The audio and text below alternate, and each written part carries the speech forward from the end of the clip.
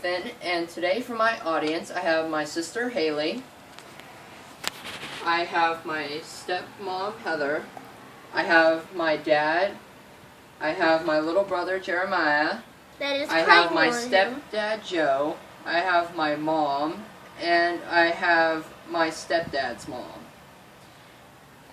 Now, today I will be talking to you about why you should be a police officer. Now, I know what you're thinking. Oh, well, everybody wants to be a police officer. But there are things that maybe you didn't know about police officers. Like, did you know there are 661,500 police officers, sheriffs, and detectives in the whole world? So in the next few minutes I will be telling you what a cop does, some interesting information, and how to become an officer, like what you gotta do to become or get ready to be a police officer. So, most of you know that a cop protects people and their possessions. Well, guess what? There are other different kinds of police officers, like there is a dog handler, which is used during chases or drug raids when they need dogs to sniff out. They have special dogs trained to sniff out drugs and stuff like that. Now, police help during disasters. I bet we've all seen footage of natural disasters where you see cops and everybody else searching through rubble, or during a search and rescue where everybody's walking with flashlights.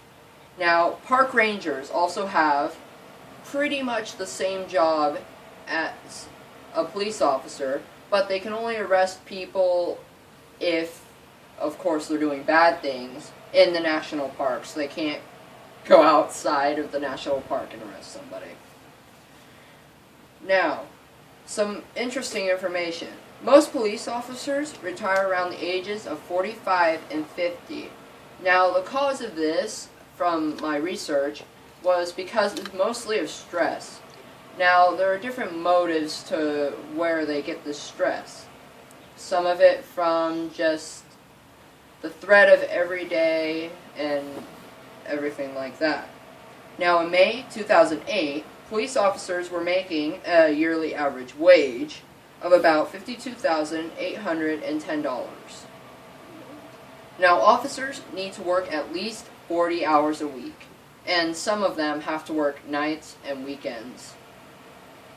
Now, some officers travel a lot, and most of the time, it's on short notice, so you could be getting ready for a vacation, and all of a sudden you have to, I don't know, go chase down somebody or have to go to a business meeting. Now, most of you, I'm guessing, have seen cops riding around in cop cruisers. That's the normal thing. But some of them ride on bikes or motorcycles. I bet at least all of us have seen one motorcycle cop. They also patrol harbors and on riverbanks. Now, most officers wear a uniform, but detectives and other workers usually wear regular clothes because they're not showing out in public. Detectives are supposed to be searching, not protecting, I guess. Now, some things that you will need to be ready to become an officer. Now, you need to be a person of good morale. Of course, you don't want to be a bad-tempered person that could just be really bad and could make a lot of the people not trust you.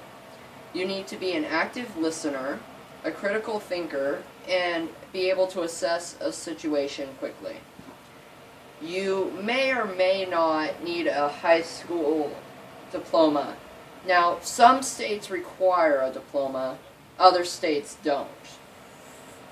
Now, you will also need to pass a criminal history check, because they don't want a person who's robbed a bank to come in one day and ask to become a sheriff. That would just That would not be good. Now, you may also pass a police academy training, where you will study the proper use of a firearm and care of a firearm, and also tactics and other things that will keep you safe during a harmful situation. Now, I have just told you all what I've learned about police officers. Now you know some of the duties of a police officer, some information you might not have known, and what to do to become a police officer. I hope that maybe you will want to go into law enforcement and be able to help people and stuff like that. Thanks for listening.